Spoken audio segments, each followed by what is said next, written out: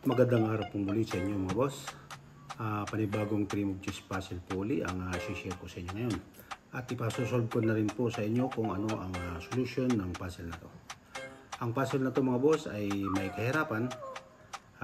Kagaya ng sinabi ko, pag hindi mo makuha ang first move, may hirapan kang talaga kung paano matihin ang block. Nasa block position po tayo. Dito po ang tungo ng block. Kung kayo po ay walang ginagawa, pwede niyo pong itong solve agad. Libangan lang po ito mga boss. Kung sakaling hindi niyo makuha kung ano ang winning move ng white, samahan niyo ako mga boss na laro nito at ituturo ko sa inyo kung paano tinalo ng white ang black. Bago natin simulan mga boss, kung bago ka pa lang napadaan sa YouTube channel na to, huwag kalimutang mag-like at mag-subscribe bilang suporta niyo lang po sa aking munting channel. At pakikalimbang na rin po ng notification bell. Maraming salamat po at umpisan natin. Ang una ko munang ipapakita sa inyo ay ang mga maling atake ng white. Ang sulong po lead ng black ay dito po ang tungo sa taas. At halimbawa kung ang first move dito ng white ay nag-check siya dito sa rook, open check yan. Siyempre iiwas. Pagka siya naman ay nag-check ulit dito, iiwas siya ulit. So ano ngayon ang kanyang pang third move. Pag nag-check siya dito, iiwas lang yan sa A7. Pagka ito naman ang kanyang check, itong knight sa D7, iiwas pa rin yan. Wala pong mate. So, dito, so wala pong mate yan. So ulitin natin. Kung sakali dito siya mag first move, so hindi siya pwedeng mag-move ng pawn dahil yan po ay open check. Pag dito naman siya mag-move, pwede siyang mamate. So, kaya ang kanyang gagawin ay itong pawn lang.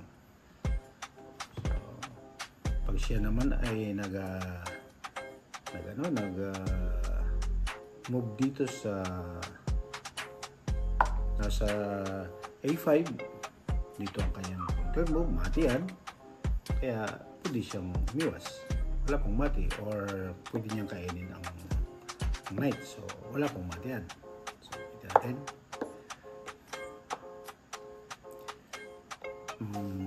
Pag dito naman siya nag first move, so ang pwede nang gawin dyan ng black ay pwede na siyang mag-move sa C6. So saan siya pwedeng mag second move? Pag dito siya uli, so pwede lang uli siyang pwede na siyang mag C7. So ano ang kanyang pang third move? Pag dito siya nag-check, iiwas lang yan sa B7 or pwede bumalik sa dito pwede pag motion mate. So dito lang talaga ang kanyang pwedeng i-move. So kung mag-check siya ulit dito, so dito check, so dito didikit lang yan sa dalawang position ng white. So wala na pong mate yan. So dito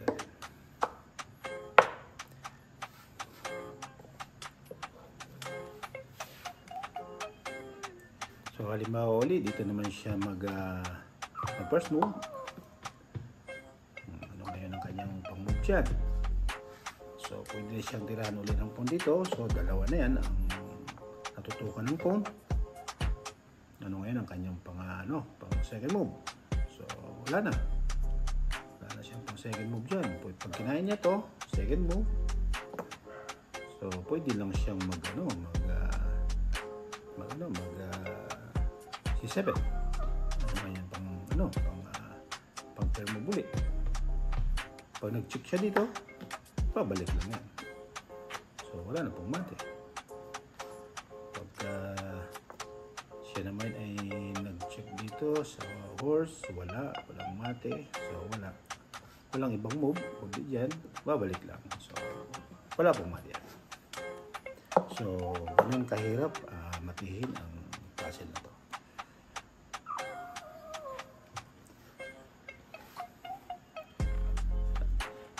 So, ginawa na po ng white ang mga posibleng atake, pero mahirap talagang matihin ang black.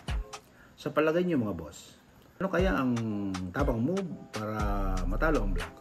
Kung kayo po ay may iba pang move, try nyo lang po mga boss at pause nyo lang po ulit ang video. Kasunod na po ang tutorial pagkalipas po ng ilang segundo.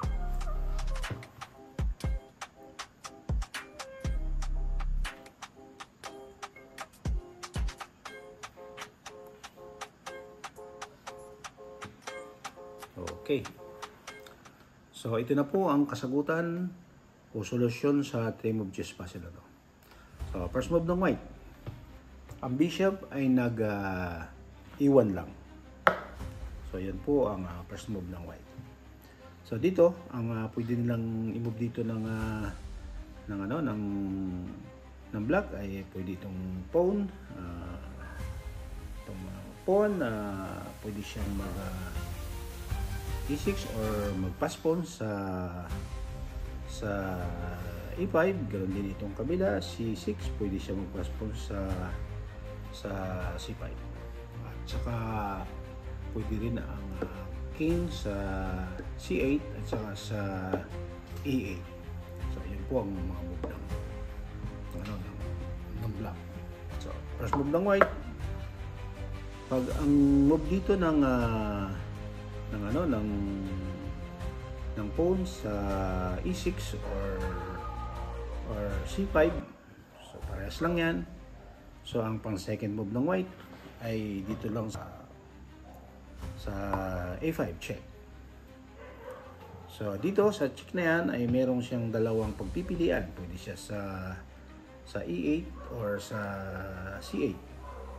Pag siya ay nag-move sa C8, ang pang third move ng white ay dito lang sa A6 check. Checkmate po yan. Hindi siya po dito sa B7, sako po yan ng knight. So dito naman may bishop, dito may bishop din. So yan po ay mati. Kung sakali naman siya ay mag E8, ang third move ng white ay ito lang sa G6 check. Checkmate po yan. So hindi siya pwede dito sa kopya ng knight. So dito naman mayroong bishop. So yan po ay mate. So next solution tayo.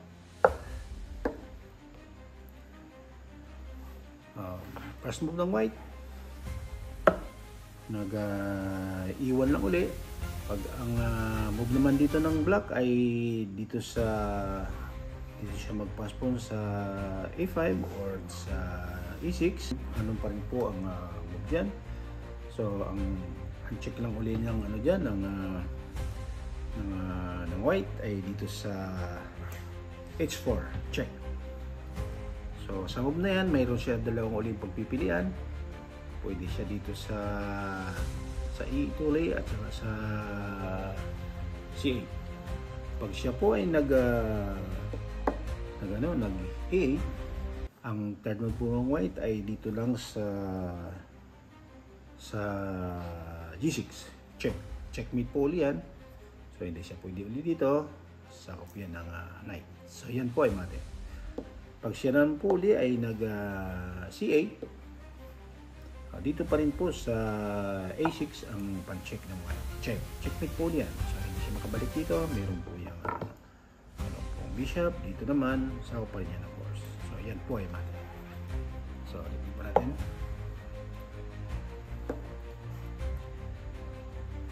So first move. So ang move na lang dito ng black ay ito na lang king. Pag siya naman ay nag-C8, ang second move dyan ng white ay push siya sa A6 check. So gagawin dyan ng black ay iwas lang siya uli sa sa D8 dahil hindi siya pwede dito sa kopya ng knight. So ang pang turn move ng ng white ay dito lang sa F6 check. So open check po siya ng rook. So yan po ay mate. Hindi niya pwede kainan yan dahil check. So pwede na makapunta dito dahil sakop na rin po ng ng knight. So dito naman mayroong bishop. So yan po ay mate. So dito natin.